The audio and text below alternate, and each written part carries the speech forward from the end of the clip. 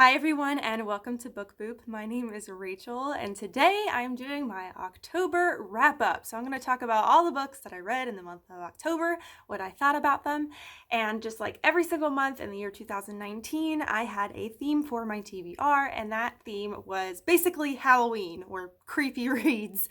It's the perfect time of year to read creepy books. It's my favorite kind of books to read. So I had a lot of fun with this TBR. I had 8 books on my TBR. Unfortunately, I only read 6 books off of that TBR, but I read 8 books total because I ended up reading a couple of graphic novels that I unexpectedly picked up. So I am excited to tell you about all the things that I read. Let's go ahead and buckle in because I've got quite a few books to go through, and I'm going to be referring to my notes and everything like I do every time in my wrap-ups. It just helps me make sure that I keep on track, that I don't forget anything I want to say. And also, to be honest, once a month has gone by, it's hard for me to remember details about a book that I read a month ago after I've read several other books after that. So this just makes sure that I don't forget anything I want to say. All right, so the very first book that I read in October was Devil in the White City by Eric Larson. This book I got from the library and I don't have it anymore, so I can't hold it up for you. I actually ended up reading the large print edition because that was the only one they had available. Every time I checked, the regular edition was always checked out and I really wanted to read it, but the large print was always there, so I read the large print, which took some getting used to, let's be honest. But it is a non-fiction book that focuses on the Chicago World's Fair in the late 1800s and also all the horrible murders that occurred by H.H. Holmes, who was a serial killer back in the day in the 1800s as well. So definitely a creepy read, historical, but also creepy. So this was my this honestly was my first experience with nonfiction that wasn't really self-help. It was my first kind of nonfiction that was a historical focus. So it was a very different kind of read, to be perfectly honest. It had a very in-depth look at the Chicago's World's Fair. I know most people kind of read the book to read about H.H. Holmes. They want to read about the devil. They want to read about this crazy serial killer, but there's a lot of focus about the Chicago World's Fair in this book. There's so many details, everything from them finding out that they're going to be able to have the World's Fair in Chicago, to how they planned it, to who was involved, how the buildings were designed, how the architecture was designed, how the landscaping was designed, like all of it. And it was really fascinating, but it's a lot of details, and it is rather long-winded. It's amazing to see the amount of work and effort that went into the World's Fair, just the amount of thought that went into it. Obviously, I mean, it would need to have a lot of thought, but they basically wanted to one-up Paris. It had been in Paris, France, the other World's Fair previous, and that's where they had the Eiffel Tower was presented, and that was a huge thing, and it was just this big fancy ordeal. And the Chicago World's Fair, they wanted to basically one-up that, so they tried to plan and put so much effort and just newness into this World's Fair. They wanted to blow people's minds, basically.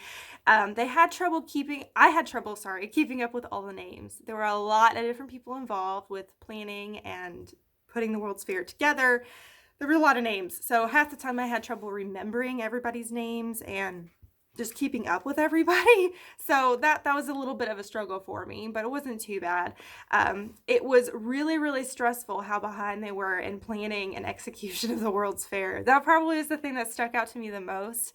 They were constantly behind in the decisions and getting things done, and they were just trying so hard to get all done in time for the World's Fair, but they were so behind constantly, which personally, for me and with my personality, that unbelievably stresses me out, to be perfectly honest. I mean, there was the fair honestly wasn't even completely done when it was opened. They had this looming deadline, and even when they got to that deadline, it's not that it looked bad, but there was so much stuff that still wasn't done, and it was just like, oh my goodness. It's just, that situation was so stressful to me. I probably would have exploded from the stress if I was involved with that, to be perfectly honest. And some of the guys did. They really, really, health-wise, did not do well because it was so much stress for them.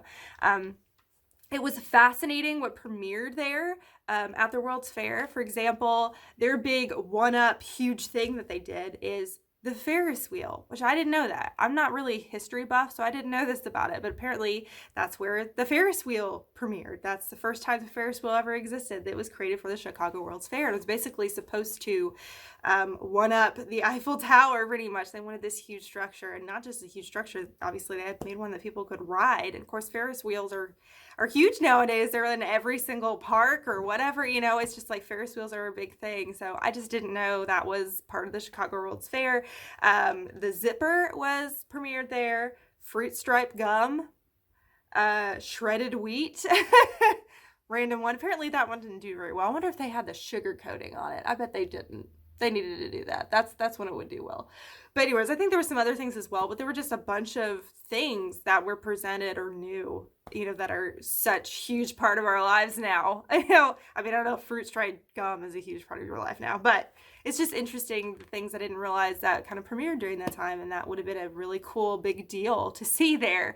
Let's see. It makes me sad that the entirety of the fair structure would be abandoned afterwards. And that's heartbreaking. And that honestly, that happens nowadays too, especially with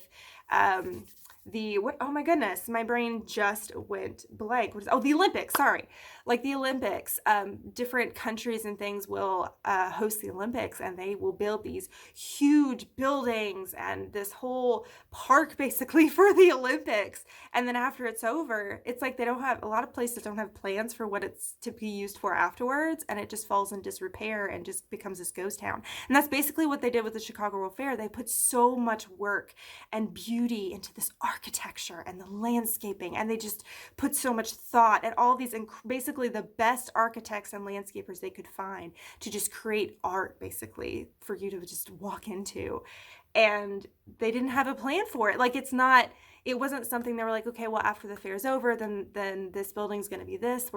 This park's going to continue. It didn't. They were like, it's just going to fall into disrepair. We have no plans for it. And then a lot of the buildings ended up, I think all the buildings or most of that burned down actually not long after. But it's just the fact that they didn't have a plan to keep up this beautiful architecture. It just kind of fell into disrepair. And I just all that work and all that I don't know, all that time and effort only for just a few months. It made me sad. Anyways, okay.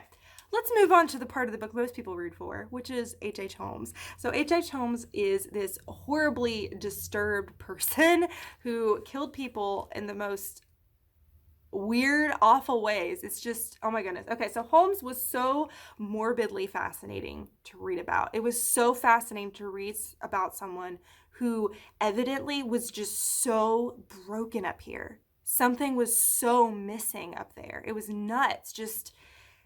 He planned to kill people. So, okay, basically what he did is not too far from where the Chicago World's Fair was. So somewhere in Chicago, I forgot exactly the name of the district, but he built this big building that he intended to use as a hotel, knowing that the hotel was going to be probably busy a lot once the Chicago World's Fair happened. And he also had a series of shops on the bottom floor. He had a pharmacy, things like that, because he was actually a doctor.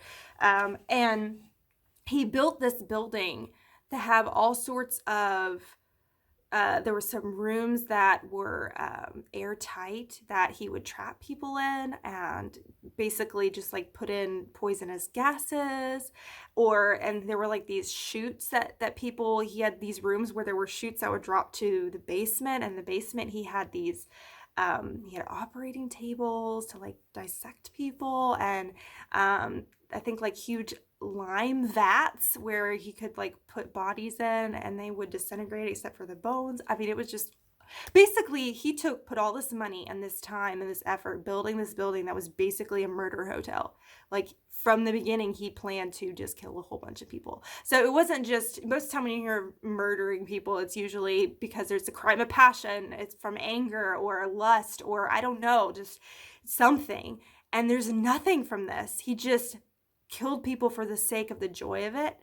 And he also really loved to control people. He liked to know that he was fooling people and making them think he was this kind person.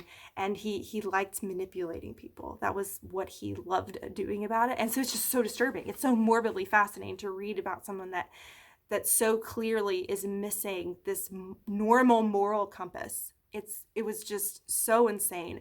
His forethought of how he built his hotel to intentionally murder people, possibly hundreds of people. We don't actually know how many people he killed. I can't remember how many people they kind of figured out he thought he killed, but most likely he probably killed a lot more. And honestly, he probably murdered hundreds of people, which is really insane to think about. I mean, it's just so disturbing. There was no emotional connection or motivation for the murders, like I said. Truly broken mind, loved to control and manipulate people. This was not included within the book, but while I was reading this, it came to my attention from some people that told me that there's this theory going around that H.H. Holmes was actually Jack the Ripper. The Jack the Ripper murders occurred very, very soon before the Chicago World's Fair and when H.H. Holmes murdered a bunch of people. And there's also evidence that H.H. Holmes was in London during the time of the Jack the Ripper murders. And there's just some evidence pointing to the fact that he actually may have been Jack the Ripper, which is pretty crazy, creepy, and kind of awesome because there's always this interest in Jack the Ripper because of the fact we don't really know who he was. And it's just really interesting to think about like this guy who's such a disturbed person, where it kind of matches like the level of disturbed mind to do the Jack the Ripper stuff. Just, I don't know, the connection, it was crazy. Apparently there was like this 3-part documentary series or something that was on the History Channel, Discovery Channel, I don't know, was on one of the channels, and it was relatively recent. They had a documentary thing about this theory and basically pointing to all the different reasons they think H.H. Holmes was Jack the Ripper, and they actually exhumed Holmes' body relatively recently to try to actually try to figure out like if they can point and actually figure out legit evidence for it. So anyways, I found that so fascinating. I really struggled to rate this book, so I gave it, let me double check. Yes, I gave it a 4 out of 5 stars. It was a long-winded book for me. It took me a long time to read it because a lot of it was very dry, and it was because of the Chicago World's Fair stuff, and it was extremely detailed, but I did find it very fascinating. I just don't read nonfiction very much, so it was really hard for me to rate it. I didn't have much to compare it to, especially in this sense, because I don't normally read very specific history nonfiction. So it was hard for me to rate, but I gave it 4 stars because I did enjoy it. It was interesting. Of course, I wish it would have had more focus on H.H. Holmes versus the Chicago World's Fair, but what I read about the World's Fair was fascinating. So let's go ahead and move on to the next book I read. And this is really cool because the neat connection, I didn't know this planning it before, but right after I read Devil in the White City, I read Stalking Jack the Ripper by Carrie Maniscalco. I own this book, but I can't hold it up for you because a friend of mine is actually borrowing it right now, and I hope she's really enjoying it.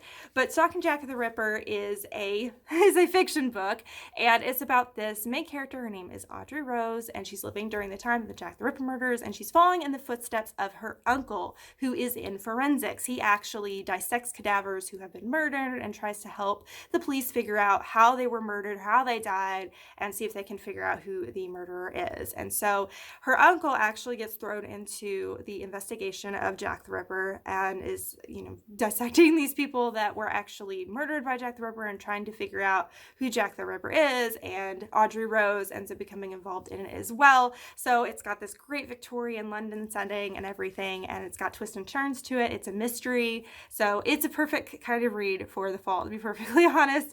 It has a great foggy Victorian London atmosphere. It just exudes that, and I really loved that about it. It just gave that kind of creepy vibe, and just that, like, you could just see the street lamps through the fog in London and just the clack of your heels on the cobblestones. It's just, I just love it. I enjoyed that the main protagonist is a strong character, although it is a bit overdone at times. So Audrey Rose obviously was not a very conventional Victorian London kind of character because she wanted to work in forensics, which was unheard of for a woman. Like, you didn't do that. And so she was very much a forward thinker and very much, I would say, very kind of a feminist kind of person. And she's a very strong character, and it feels like she should have the opportunity to do things that she feels like she's gifted in. What she's gifted in forensics, and she's gifted at it. But sometimes it was a little bit overdone. Sometimes it was pushed a lot. Like, yes, I'm this, really, really not pushy, my goodness. I'm just a very, I'm a very strong female character. And that was kind of pushed overly done sometimes. But I did like that about her, to be honest. I loved that the strong and beautiful emphasis. So the character said a lot in this story. Her mother has died like way before the story started. This like years ago, her mother had passed away. And so her only parent is her father. And one of the things her mother taught her is that you can be strong and beautiful. That she can be strong as in being very smart. She can be a very forward-thinking feminist woman, but it's okay that she's interested in looking pretty. It's okay that she likes to wear lipstick and wear a pretty dress. Like, that's okay. It's okay to be strong and beautiful. Just because you're beautiful doesn't mean you're dumb, or vice versa. And so I really liked that focus. I thought that was really great that was that emphasis, because a lot of times when we read in fiction, there's a strong female character. Usually it's because she's she's a tomboy and she, flails a sword and, I don't know if that makes any sense. The ending reveal, because it is a mystery, the ending reveal didn't feel believable to me. It was supposed to pack a punch. And instead of that, oh my goodness, oh my, like that kind of feeling, it was kind of like, what? The ending reveal for me, I just didn't feel like there was enough evidence that kind of clicked in my head when I got through able to go, oh, I see it now. It didn't hit me in that way. I looked at it and went, I just don't really feel it. Like, I don't feel the evidence hitting that. I don't feel, so it just lacked its punch for me because I didn't personally feel believable to me. So I didn't really love the big reveal at the end. I did enjoy the blood and gore in this story. Obviously, it's about Jack the Ripper, so it's bloody and it's gory. And I really like the fact that right when the book starts, it immediately jumps into the blood and gore. It immediately jumps into dissecting a cadaver. And I love that. I love the fact it just immediately jumped into the blood and guts. And I thought that was fun. I like the fact it didn't shy away from that. Overall, my favorite thing in this book, it wasn't necessarily the story, it was the atmosphere. I really enjoyed the atmosphere in this book, that kind of foggy Victorian atmosphere. So I liked it the most just for how it made me feel as I was reading it, just the type of experience it gave me in the atmosphere it presented. That was my favorite thing about it. Not necessarily the story or the characters, but it was just the perfect vibe, basically, for the fall. I gave Stalking Jack the Ripper 4 out of 5 stars, and I will be continuing on with the series. It was a lot of fun, and it was just something different. I hadn't read anything like that before. So, all right. My goodness, I've only gone through 2 books. I gotta go faster. All right, so the next book that I finished was actually Lore by Aaron Mahnke. So Aaron Mahnke has a podcast called Lore. If you've never heard it before, I highly suggest you look it up. He does this podcast where every single episode he talks about lore. He talks about different stories and fables and lore about different topics throughout the world. In this specific book, which it's a written form of his podcast. In this one, the focus was monstrous creatures. So he had podcasts that focused on vampires, werewolves, zombies, witches, and just the lore of how they came to be and the different stories of these creatures throughout the world. And it's super fascinating and honestly super creepy. So he has this podcast. He also has had a TV show made on Amazon as well, and I saw a few episodes with that. So here's the thing. This was the perfect way for me to experience this information, because I love the podcast, but it creeps me out. It honestly creeps me out. I liked the TV show and I watched a few episodes, but honestly, it creeps me out. For some reason, I'm able to handle more if I'm reading it. So the books are perfect for me. So I read the very first one that was released, and that one was Lore, Monstrous Creatures. So again, it focused on vampires and werewolves and witches and all those kind of things, and clairvoyance and ghosts and possessed dolls and all kinds of things like that. So it was a real lot of fun to read, but it is a nonfiction, and it was very interesting and fun to read about all these creepy stories that happened and the different theories behind things and the history of these different creatures, the history of vampires. How did the story of vampires start? We know about Dracula, but it started way before then. So it was very interesting. I don't have a whole whole lot of thoughts on it, other than the fact that it was a fun and creepy collection of legends and stories, and it was personally the best way for me to ingest these stories or to experience them, because I'm able to handle creepier things if it's in a book versus watching it or listening to it. So that's kind of all my thoughts on that. I highly recommend it. It is really perfect to read during the fall. So if you want something that's more historical, informational, and you want to read about topics like that, I highly recommend it, because Aaron Mahnke writes in a very fun way, and he's just kind of snarky, and I just love the way that he weaves a story together through all these different stories throughout history. So it's a lot of fun. All right, and I gave that one 4 out of 5 stars as well. So far, lots of 4 out of 5 stars this month. The next one I read, which I do actually have, and Laura was from the library, so that's why I don't have that one. The Dreadful Tale of Prosper Redding by, Alexandra Bracken. I blanked out for a second. Anyways, this story is a middle grade, and it is about this boy named Prosper, and he comes from the Redding family, and the Redding family have been very prosperous. Haha, his name's Prosper. His family is very, very rich, and basically is a founder of this town, and they're just very, very well off, well-to-do family. But there's a reason for that, because back in the day, his great-great-great-great-great-grandfather or something made a deal with the devil or with a demon to basically give them all this power, all this wealth, and all this prosperity. And the thing is that his great-great-great-grandfather broke the deal. He ended up breaking it in some way, I forgot how. And now Prosper is now possessed by a very snarky demon who is very much wanting to destroy the Redding family. So that's kind of that in a nutshell, what the story is about. It's kind of interesting for a middle grade. It's definitely a great read for the fall. It includes witches, demons, ghosts, and takes place during the October and Halloween season. So this is perfect for the fall, which I had heard before I read it, which is why I had saved to read it in October, because it's perfect for the fall, and it was. I let the hype get to me again with this book. So this book has had a lot of hype behind it. And it didn't quite match what I expected it in my head. It was fun, but it didn't hit the level of hype for me. And that's just a problem with me. I have trouble with books that hit so much hype. I let it get to me, and then I have a certain idea of how the book's going to be in my head, and then it doesn't hit that, and then I leave a little bit disappointed. This book just didn't end up being what I expected story-wise. I guess in my head I had an idea of how the story would be or what the story would be about, and it ended up going in a different direction than I expected, and I felt kind of thrown off by that. But I did enjoy it. It just didn't hit the level that I was hoping it was going to hit for me. Like, I didn't enjoy it as much as I thought. I thought it was going to be like 5 out of 5, because for a lot of people it was 5 out of 5. But it was still fun. Don't get me wrong. I still really enjoyed it. It's still very worth the read. The banter of the possessed demon was pretty funny. So the demon, you hear this banter with the demon says things in his head and Prosper's head, and Prosper talks back to him, and the demon, it talks like very old. He talks very like old style, and he'll like threaten or try to insult Prosper, but he says it such a funny, fluffy way, just because he says it in like the super old English kind of thing. I don't know. It's funny, and he's really snarky. Just the demon's super snarky, and that's one of the funniest part of the books, to be perfectly honest.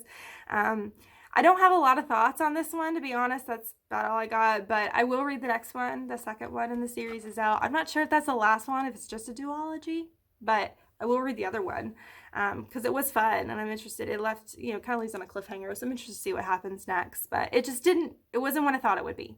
Let's put it that way. And I also gave this one 4 out of 5 stars.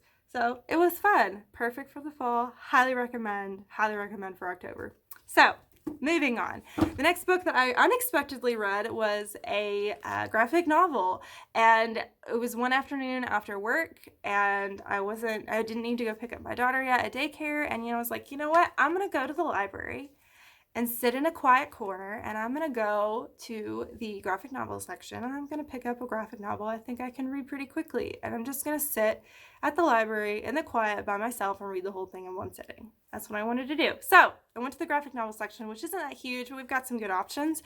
And I read Ghosts by Raina Telgemeier. I made sure to look up how to pronounce that. And I cannot hold it up for you, I'm sorry, because it's from the library, and I don't have it. But this is a graphic novel I'd seen the cover of a lot. I hadn't really had an interest in reading it before, but I saw the cover all over Goodreads and BookTube and Instagram, and so I gave it a try, and I'm so glad I did. It was so precious. I loved it. It was definitely aimed more for kids. Like, I would say maybe middle grade, I think, was probably the age. So I picked it up on the whim.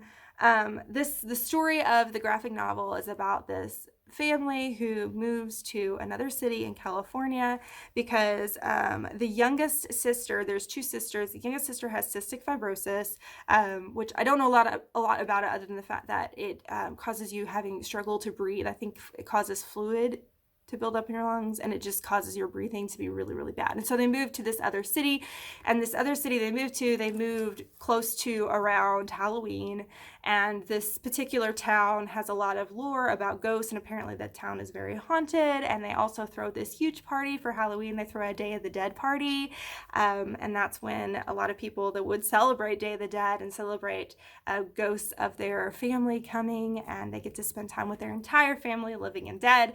And so it was that focus. I loved the bond between the sisters and the awareness on cystic fibrosis. There was a lot of information about what someone who's struggling with cystic fibrosis struggles with, and just kind of gave you a glimpse into that. So it was great information.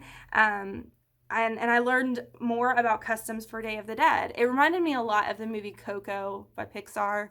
I got to learn a lot more about the history of the Day of the Dead and how it's celebrated. And I love reading about that. I love reading about the culture and just so like an interesting holiday. I personally didn't celebrate. I celebrate Halloween, but I don't celebrate Day of the Dead. But I love the concept of a time to remember the family past and a time to celebrate them and to really truly remember them. And it was just really cool. So it's well worth reading. I read it in like 30 minutes. I gave it 5 out of 5 stars. I don't read very many graphic novels, so it's not something that I really know how to rate well because I just don't have a lot to compare it to. But it was such a sweet story. It was a quick read. It was fun and funny and heartbreaking at the same time, and it was just wonderful. So I highly recommend that one, and it was just fun. I'm glad I picked it up.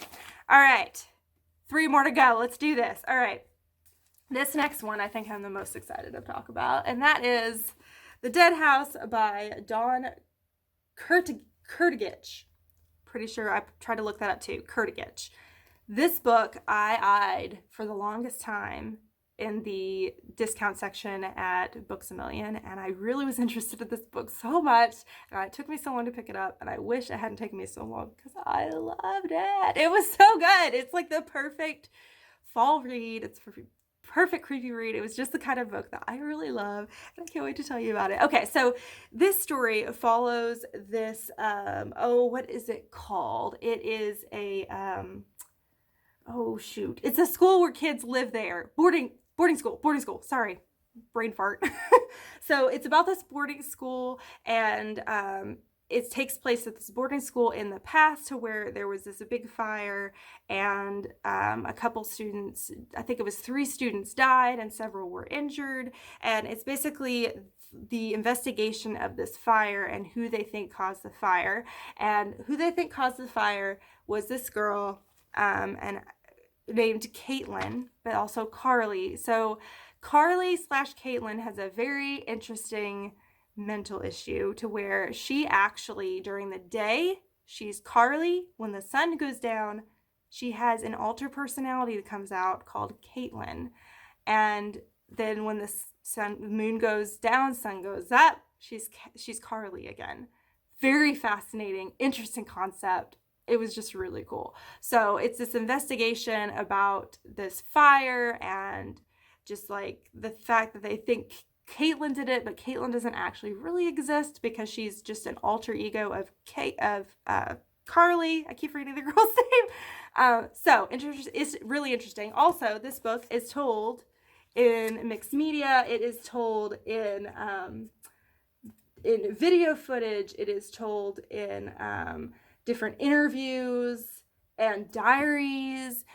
Carly / Caitlin kept a diary, and so we focused and got to read Caitlin's diary, the girl that's of the night.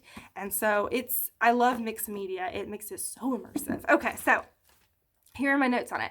I love the mixed media, like I just said. It makes it very immersive. Carly / Caitlin is such a fascinating character. It was such a fascinating thing to have this girl that had alter egos. Like, she was two different people. But she felt like both of her alter egos, they know about each other, but they could only talk to each other through notes. Like, they would leave a Post-it note for each other, so they wouldn't remember what happened the night before or the day before. They don't remember what happened, and so the only way they would talk, but they know they've existed, and they believe that both of them should coexist, and the fact that they're not one person, that there's two people inside one body, it was crazy. It had very spooky, witchy vibes. There was some witchcraft stuff in here and everything too, which made it really, really creepy and perfect, of course, for the fall.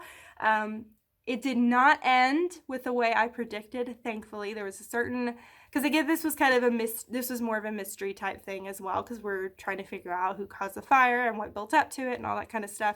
And I was afraid how it was going to end. I had an idea, and I was like, please don't let it end this way. Please don't let it end this way. And it didn't. I'm so glad. The resolution was different than what I had originally thought it would. So I was so happy with the ending, because it just didn't end the way I thought it would. So, which is always fun to read when you read a mystery. Personally, I really loved the end, because it was I don't think this is necessarily a spoiler, but the ending was very open-ended. It was you kind of judge for yourself what you think at the end. It wasn't very just like direct, like, this is how it is. It had like more of a thing of like, how do you think about this? Do you really think this, or do you think this? So I loved the open-ended feeling of it, of not that it wasn't resolved, but just being able to kind of decide for yourself for some things from what you read. And because of that, it makes me want to read it again, because now that I know how it ended up, now where I know where it lands, I'd like to start over and see if my opinion or my thoughts on it change. So that makes it fun, and it makes you want to read it again, which is smart. That's a really good way to do it. I'm looking forward to reading more of this author's work. I know Dawn Kurtagich has some other books out as well. I forgot the names of them, but I added at least one of them to my Goodreads TBR, because I really want to read more of her work, because this was well done. I really enjoyed it. It was fun. I gave it 4.5 out of 5 stars. So good. Highly recommend it. It was cool. It was such an interesting, different book, and I really loved it. Okay, I'm already at 32 minutes on this video. I need to crank it up. All right, so I got 2 more left. I read The Twisted Ones by Scott Cawthon. This is the second book in the Five Nights at Freddy's series. It's a trilogy. If you don't know anything about Five Nights at Freddy's, it's originally a video game that is absolutely terrifying, to be honest, and there's several different Five Nights at Freddy video games that have come out, as well as other people who have made spin-offs, because it's such a popular thing. But Scott Cawthon is a person that created the game, and he also actually created this as well. There's a lot of lore behind Five Nights at Freddy's. So Five Nights at Freddy's is all about this place that's very similar to Chuck E. Cheese. It's a pizzeria. It's called Freddy Fazbear's Pizzeria. And at this pizzeria, they have these different mechanical, what are they called? Sorry, they're robots that are, oh my goodness. Think like, okay, Chucky from Chuck E. Cheese. The animatronics. My goodness. I'm struggling with words today. I'm so sorry. So, animatronics. You've got Freddy and Foxy and Chica. Sorry, it just popped up a screen and said, hey, you went too long in your video. We just started another video for you. So, okay. I'm talking for too long. I apologize. Okay, let's move on. Okay, so this is all about these animatronics, and one day the animatronics basically start murdering people, and it's really creepy. So this is the second book in the trilogy, and The level of creepy didn't hit me as hard as the first one. The first book in the series really was creepy to me, and it hit me hard and really creeped me out. This one didn't creep me out as much. I'm not sure why. I don't know if it's because I've read some other creepy things lately that are like, maybe I just, because it's been a little while since I read the first one, so maybe that was just heavier creepy for me at the time. But this one just didn't hit me at a level of creepy as at first. It could be the book or me being able to handle more. Certain elements felt very unrealistic to me in this book, which of course it's unrealistic, but the main character's interaction with the police is what made it just not realistic for me. The chief police in this book is good friends with our main protagonist, who is in her early 20s. She's in college. And there was a lot of times where the chief of police would let her, like, basically tamper with evidence and tamper with scenes of a crime and stuff, and just seemed to be like cool with it. So that felt extremely unrealistic to me. I was like, okay, that's dumb. So that I had trouble. That kind of pulled me out of the story for me because it just didn't feel realistic in that sense. I did enjoy that the horror didn't all take place at one location, which was different from the first. In the first book, the entire just creepy horror stuff happened in one place. This one took place within an entire town. So that was kind of cool because it was changing locations during the story. So we weren't just all stuck in just like one building having horrific things happen. So I like the fact that it was different from the first one. It was still enjoyable, but I didn't love it. And also, part of that for me was I was spoiled for the ending. So not long after I read the first book, I looked up the second one and accidentally saw somebody's comment on it on Goodreads, and they put a huge spoiler just like right there, and I saw it, and it just ruined the ending for me. It was an ending that was supposed to be like really punch you in the face, just like really get you, and it didn't, because I knew it was coming. So it was kind of a bummer. So I might have enjoyed it more if I hadn't been spoiled. I ended up giving this one a 3 out of 5 stars. It was okay. I do really want to read the last one. I want to see how it ends. And I do like Five Nights at Freddy's, so I'm a fan of that. I'm a fan of the games and everything, and I like the lore and everything behind it. So I will read the third one. I'm just not in a rush to read it, but this one was okay. I like the first one a lot better. So, last book, and I promise this is going to be quick. The last book that I read was another graphic novel. It's one I borrowed from the library. I had it on hold, and it finally came up for me to read it, and it's the perfect time to read it. And if you haven't heard of this, then you've been living on a rock, because it's been everywhere. That is Pumpkinheads by Rainbow Rowell. So Pumpkinheads follows these 2 teenagers who are seniors in high school, and every October they work at this local pumpkin patch, and they're best friends. And the only thing is, they're best friends while they're working together. They don't really see each other or hang out or anything outside of working at the pumpkin patch, but every year during their high school they have worked at this pumpkin patch. And in this graphic novel, we follow them on Halloween night, which is the last night that the pumpkin patch is open, and is also the last time they will be working at the pumpkin patch. So it's an end of an era for them. So it's all about just coming of age, about love, about just nostalgia, and it was really, really fun. It took place in this pumpkin patch, and lots of pumpkin patch escapades going on. I mean, it was like it's a full like fair. There's food booths and petting zoo, and I don't know if there's rides. There's a hayride, and then it's just like this whole big thing you can go do. And so it was really, really fun to read. I love the art style. It's a cute, fluffy story taking place at a fall festival / pumpkin patch. Perfect, of course, for Halloween, because it takes place on Halloween. It takes place at a pumpkin patch. How more fall can you get? And it's a quick read. I read it in 30 minutes, and it has perfect fall vibes. That's all my thoughts on it. I gave it 5 out of 5 stars. I really loved it. It was just cute, fluffy, and fun. So I highly recommend it. And I think it's one I wouldn't mind reading again in the fall, because it just kind of gets you in the mood for all the fall vibes. All right. My mouth is dry. I've been talking nonstop for 38 minutes. If you have made it this far, God bless you.